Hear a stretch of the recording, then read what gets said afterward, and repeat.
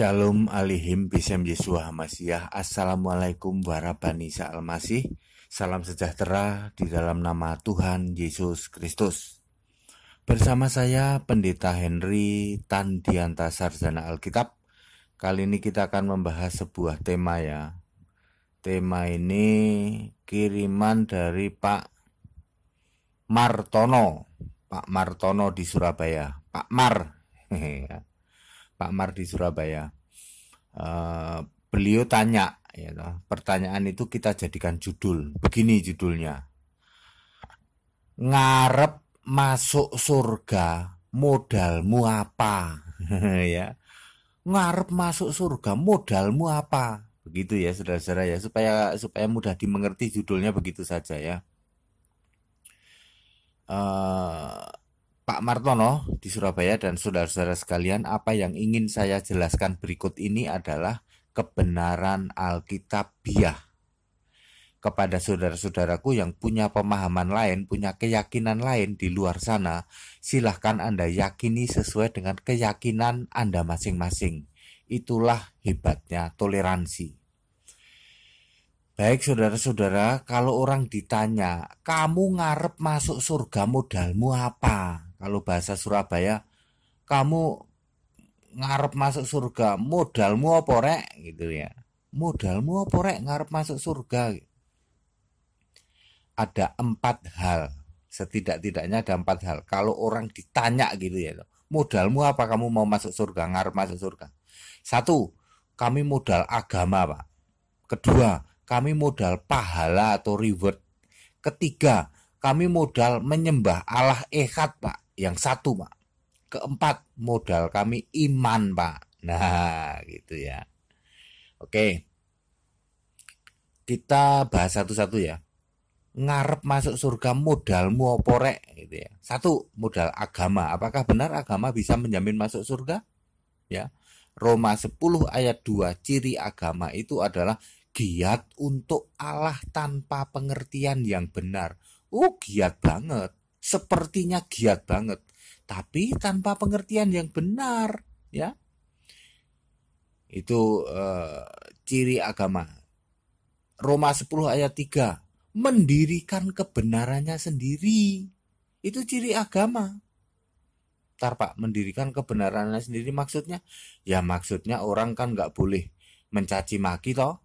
Mencaci maki, hujat caci maki kan pasti, mana ada agama yang menyuruh menghujat mencaci maki? Pasti nggak ada kan? Nggak ada. Tapi kok ada hujat caci maki dan katanya menghujat mencaci maki dapat pahala loh. Itu kebenaran dari mana? Kebenaran sendiri. Mendirikan kebenarannya sendiri. Kemudian agama juga ajarannya ajaran manusia. Ekstrimnya nggak boleh dong menyakitin orang, ya. Ya. Bunuh orang boleh nggak? Nggak boleh. Menganiaya orang, nendang-nendang boleh nggak?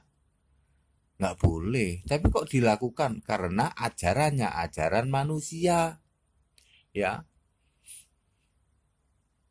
Kemudian adat istiadat itu juga, itu ciri-ciri agama. Apakah agama ini bisa membawa kita ke surga? Sama sekali tidak, sebab Allah itu tidak beragama. Tuhan Yesus sebagai Allah yang benar tidak beragama. Ya, Tuhan Yesus itu tidak beragama Kristen. Tuhan tidak ngomong siapa yang beragama Kristen masuk surga. Inilah agama Kristen, agama yang satu-satunya diridhoi atau direstui oleh Allah di surga. Nggak ada kayak gitu. Jadi agama tidak bisa membawa ke surga. Itu menurut Alkitab ya. Roma 3 ayat 20, 21, 22, 23. Yaitu dibaca ya. Bahwa dengan agama atau hukum-hukum Taurat, hukum-hukum keagamaan, tidak ada orang bisa diselamatkan. Nggak ada. Oke. Lalu nomor 2, kami masuk surga. Percaya diri bisa masuk surga karena kami mengandalkan pahala atau reward. Pahala kami berjibun Pak. Setiap hari 7 gunung. Benarkah pahala reward bisa membawa kita ke surga?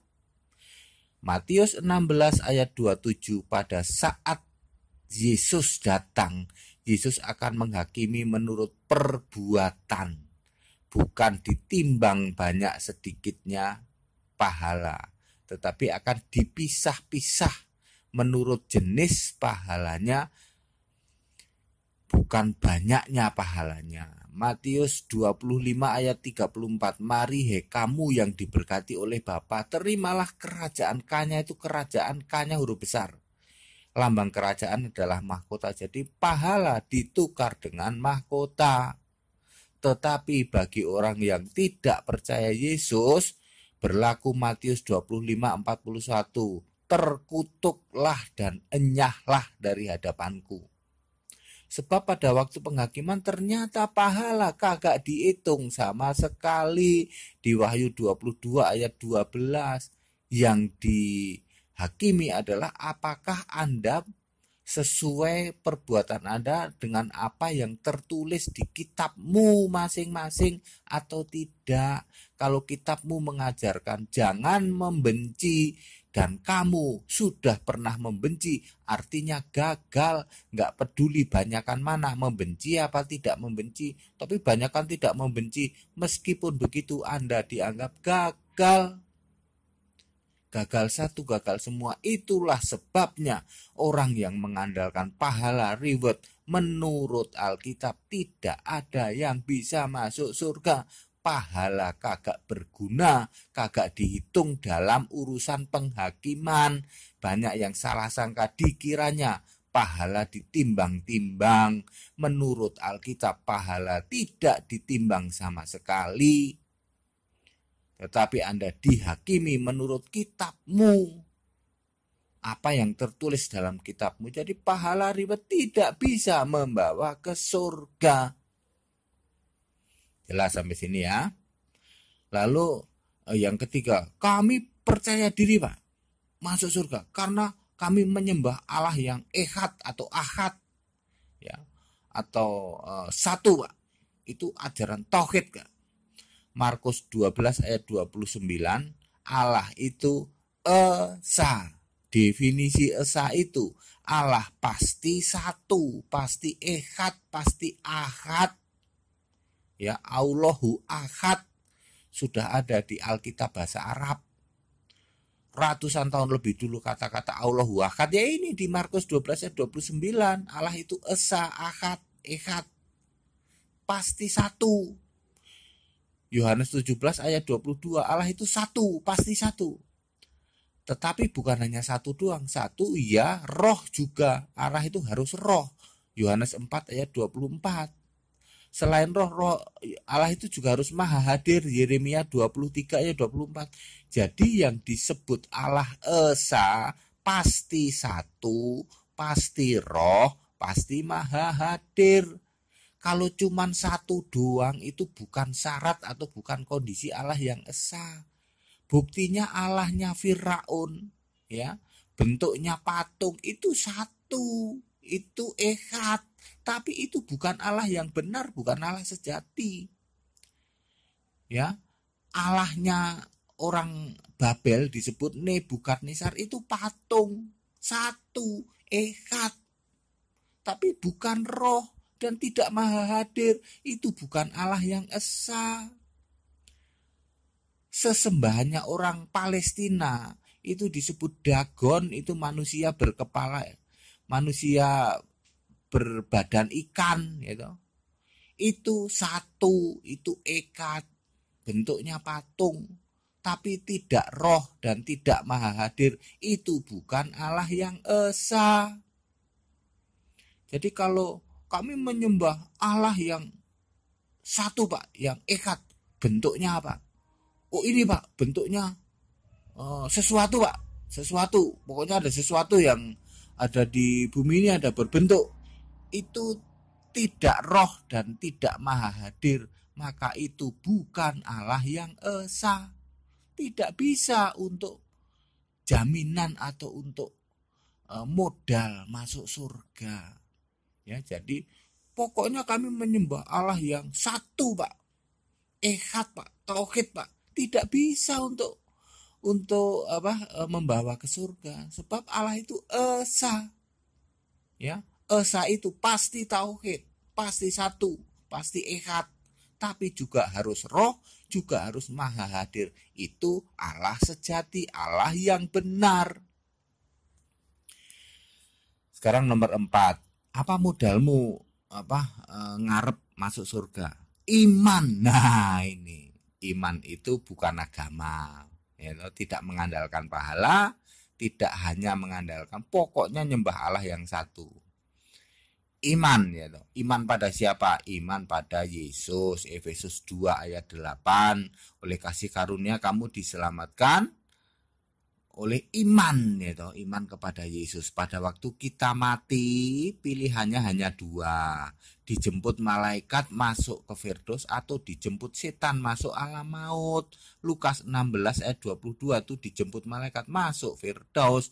Lukas 16 ayat 23 dijemput setan masuk alam maut. Pada waktu Anda mati, yang menentukan adalah imanmu kepada Yesus, kepada Tuhan Yesus. Pahalamu tidak bisa nolong, agamamu nggak bisa nolong, pendetamu nggak bisa nolong, gerejamu kagak bisa nolong. Satu-satunya yang menentukan kemana Anda dibawa, apakah ke Firdaus atau ke alam maut, adalah imanmu, iman pada Yesus Kristus. Ya, jelas dari sini ya. Nanti pada waktu penghakiman, pahalamu ditukar dengan mahkota ini bagi orang yang kelompok domba, yang percaya Yesus. Bagi yang tidak percaya Yesus, kelompok kambing. Pahala ternyata kagak dihitung-hitung, kagak ditimbang-timbang, tapi dihakimi menurut kitab tadi yang saya sudah ceritakan tadi.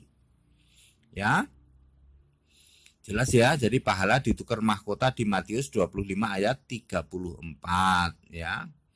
Jadi saudara, dari apa yang bisa kita simpulkan, bahwa ngarep masuk surga modalmu opo rek?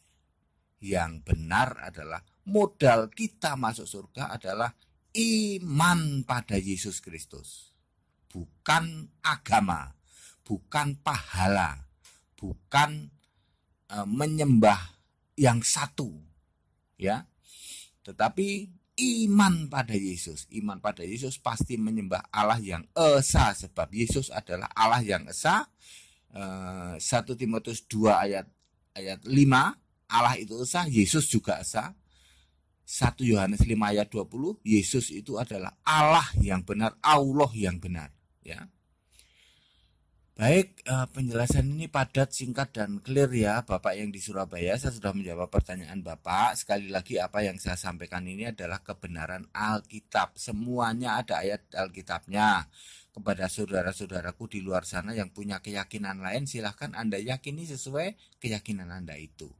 Pesan-pesan toleransi saya ulang-ulang, kita Indonesia, kita Pancasila, toleransi harus, keberagaman wajib disyukuri, bersahabat dengan beda iman itu bisa. Kalau toh dalam kehidupan sehari-hari kita mendapati kenyataan, loh kok keimanan kita tidak sama, ya nggak apa-apa, toh kita bisa hidup bersama-sama. Saling menghargai, saling menghormati, jangan hujat, jangan caci maki, sebab menghujat mencaci maki itu dosa, kiranya bermanfaat.